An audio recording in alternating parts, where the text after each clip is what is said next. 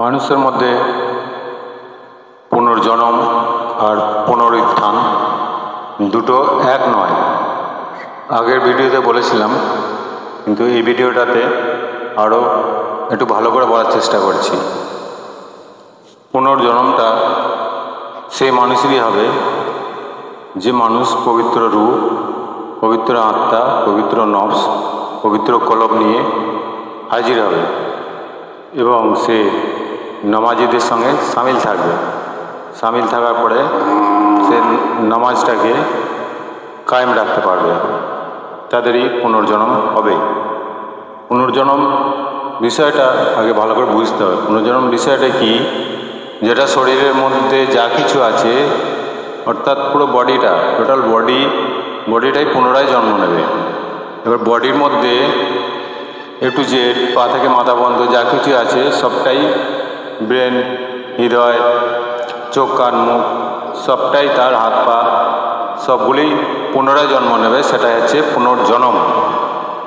এবং যে পুনরায় জন্ম নেবে সে আরও উত্তম স্থানে পৌঁছাবে। স্থান বলতে কি? পরিবার পরিজন উত্তম হবে, জ্ঞানী হবে, শিক্ষিত হবে, সুন্দর হবে। শুধু পরিবার পরিজন নয়, তার জ্ঞান বুদ্ধিও আরও প্রখর হবে।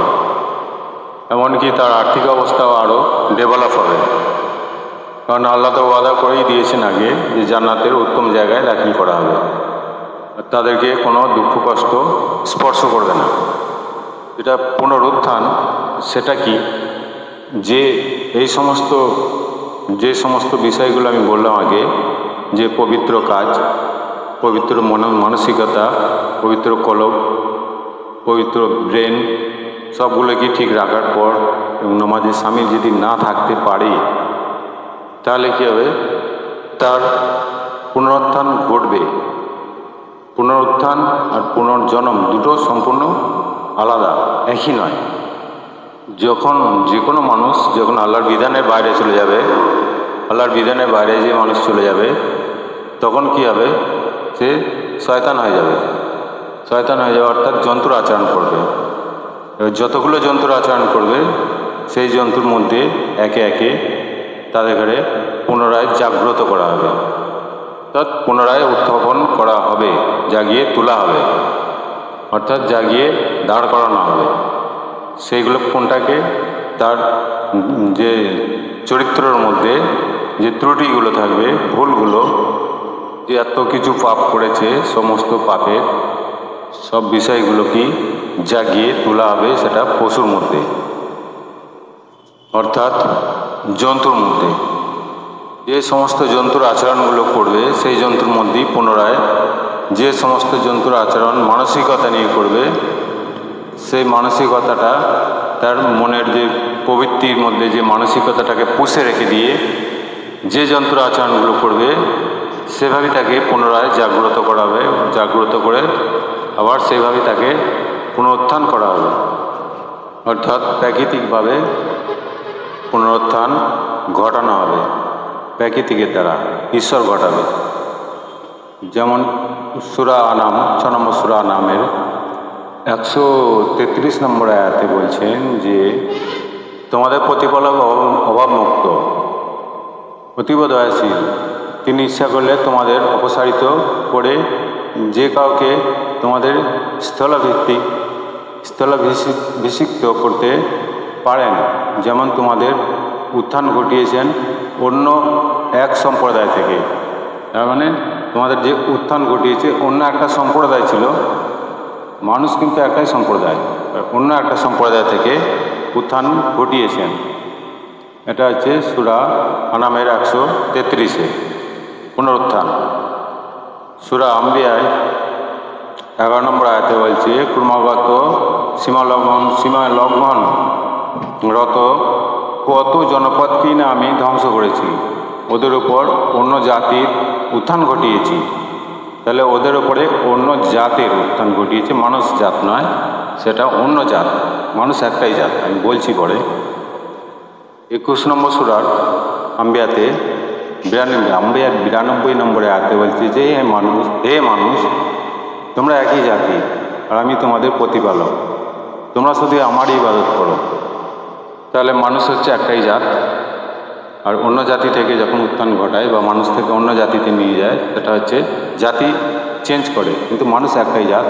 বিভিন্ন জাত আছে, কুকুরের একটা আলাদা জাত, মাছের আলাদা জাত, গরু ছাগল হাঁস মুরগি বিভিন্ন রকমের পশু পাখি আছে, প্রাণী আছে, শিয়াল, সবাইকারই আলাদা আলাদা জাত। তাহলে আম্বিয়ার 92 বলছে যে হে মানুষ, তোমরা একই জাতি, আমি তোমাদের প্রতিপালক, তোমরা শুধু আমারই ইবাদত করো। তাহলে মানুষের জাত হচ্ছে একটাই। কিন্তু এই 93 বলছে কিন্তু তোমরা তোমাদের কার্যকলাপ দ্বারা পরস্পরের বিভেদ সৃষ্টি করেছ। যে যেমন কর্ম করেছে, মাছ ধরেছে সে জেলে হয়ে গেছে, এবার দুধের যে কাজ করে সে গোয়ালা, জুতোর যে কাজ করে সে মুচি, বিভিন্ন ধরনের এইভাবে বিভেদ হয়ে গেছে। ওই বিভেদটা জাত নয়, মানুষ একটাই জাত, ওটা কর্ম অনুযায়ী, যেটা সূরা আম্বিয়ার 93 বলছে। উত্থান মানে হচ্ছে জাগ্রত বা উদয়। উত্থান শব্দ অর্থ হচ্ছে জাগ্রত, পুনরুত্থান পুনরায় জাগ্রত করা বা উদয় হওয়া।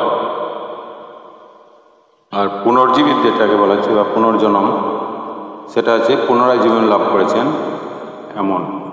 পুনরায় যে জীবন লাভ করে, যে বডিটা, যে শরীরটা, সেটাই সেই বিষয়টাকেই পুনর্জীবিত বা পুনর্জন্ম বলা হয়। অর্থাৎ পুনরায় সঞ্জীব প্রাপ্ত, পুনরায় সজীব প্রাপ্ত। পুনর্জীবন বা পুনর্জন্ম যেটাকে বলা হচ্ছে, সেটা সূরা কাহাফে 18 নম্বর সূরার 12 নম্বর আয়াতেও আছে। তারপর আমি তাদেরকে পুনরায় জীবন দান করলাম, যাতে আমি জানতে পারি যে যতটুকু সময় তারা অবস্থান করেছিল দু দলের মধ্যে কে তা অধিক নির্ণয়কারী। কি আমার 75 নম্বর সূরা কি আমার 4 নম্বর আয়াতে বলছে যে হ্যাঁ, আমি তার আঙ্গুলের অগ্রভাগ সমূহ পর্যন্ত প্রস্তুত করতে, তৈরি করতে, সুনিব্যস্ত করতে সক্ষম। সূরা নাহলে 38 বলছে যে ওরা দৃঢ়তার সঙ্গে আল্লাহর শপথ করে বলবে যে আল্লাহ কোনো মৃতকে জীবিত করবেন না। কেন করবেন না? কেন করবেন না? তার এই প্রতিশ্রুতি তিনি পূরণ করবেনই। কিন্তু অধিকাংশ মানুষ বোঝে না। 39 বলছে যখন তিনি ওদের পুনর্জীবিত করবেন, তখন যে বিষয়ে তারা দ্বিমত করেছিল সে বিষয়গুলো তাদের সামনে স্পষ্ট হবে এবং সত্য অস্বীকারীরা তখন জানতে পারবে যে তারা বাস্তবিক মিথ্যায় নিমজ্জিত ছিল। 18 নম্বর সূরাতে 19 নম্বর আয়াতে বলছে যে আর এমনিভাবে আমি তাদেরকে জীবন দান করে তুলেছিলাম, যাতে তারা পরস্পরে জিজ্ঞাসা করে যে তাদের একজন বলল যে তোমরা কতক্ষণ অবস্থান করলে? তারা বলল যে আমরা একদিন কিংবা একদিনের কিছু অংশ অবস্থান করেছিলাম। তারা বলল তোমরা কতক্ষণ অবস্থান করছো সে ব্যাপারে তোমাদের প্রতিপালকই অধিক ভালো জানেন। তাই তোমরা তোমাদের কাউকে তোমাদের এই রৌপ্য মুদ্রা নিয়ে শহরে পাঠাও। নম্বর সূরা বাকারা 159 বলছে যে অথবা সে ব্যক্তির মতো যে কোনো জনপদ অতিক্রম করেছিল যা তার ছাদের উপর বিধ্বংস ছিল, সে বলল আল্লাহ একে কিভাবে জীবিত করলেন? মরে যাওয়ার পর অতঃপর আল্লাহ তাকে 100 বছর মৃত রাখলেন, তারপর তাকে পুনরায় জীবন দান করলেন, পুনর্জন্ম করলেন এবং বললেন তুমি কতকাল অবস্থান করেছিলে?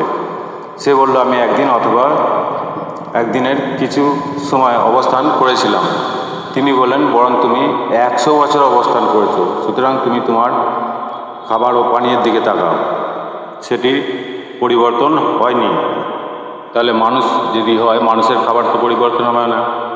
মানুষ যেগুলো খায় ভাত রুটি তরকারি এগুলি খাবে। আর যদি পশু হয় তাহলে ঘাস খাবে, কিংবা অন্যান্য পশু যারা তারা মানুষের যে খাদ্যগুলো খায় না, কাঁচা মাছ খাবে, পানকৌড়ি যারা এগুলো খাবে, শিয়ালে কী খাবে, মরা খাবে, সিংহ কী খাবে, জীবিত প্রাণী খাবে। এগুলো তো পরিবর্তন হয়নি, এটাই বোঝাতে চাইছে। তাহলে এই পুনরুত্থান থেকে সাবধান থাকবেন, যাতে পুনর্জীবন পায় বা পুনর্জন্ম হয়, বডিটারই পুনর্জন্ম হয়, পুনরায় জন্ম নেয়। যে বডিটা আছে সেই বডিটাই, যে বডিতে যে যতগুলো অঙ্গ প্রত্যঙ্গ আছে পুনরায় যাতে জন্ম নেয় সে ব্যবস্থা সবাই চেষ্টা করবেন। নাহলে কিন্তু বিপদ, অশেষ বিপদ। আমি আমার ভিডিও এখানে শেষ করছি। আল্লাহ হাফিজ।